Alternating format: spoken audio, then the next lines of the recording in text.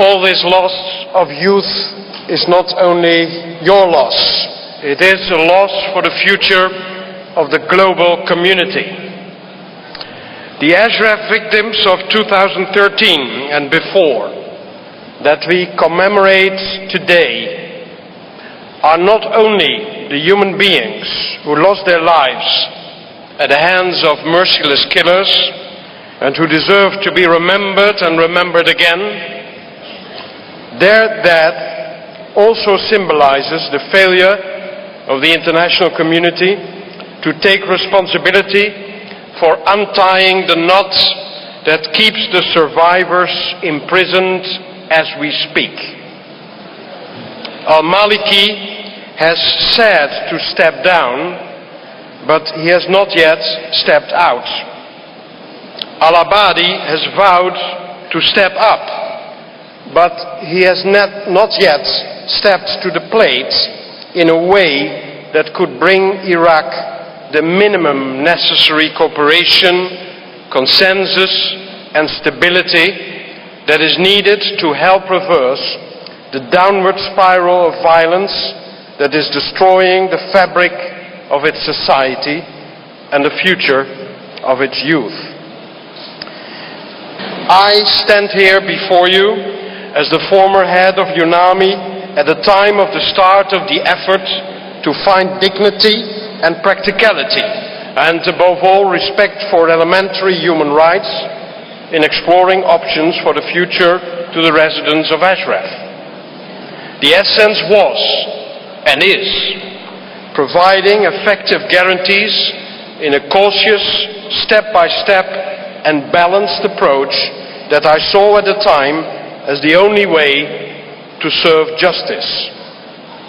Afterwards, things took a turn that they shouldn't have. Regrettably, in light of the tragic events afterwards and of the unlivable conditions in liberty today, we have to conclude that departing from Ashraf without securing guarantees beyond Baghdad's control appears to be a trap. Will be the time to make clear to the Iraqi government, whoever will be in charge, that international support to the integrity of the state should be matched by respect for human rights and by addressing the humanitarian plight of the Liberty residents. This is my plea, that UNAMI will not hold back on holding the government of Iraq accountable for creating decent conditions and for stopping the current blockade of delivery of daily life essentials, and will report to the world on what's really going on. 2, that the UN Security Council will include the plight of the Liberty residents in their political and humanitarian engagement with current events in Iraq and the wider region.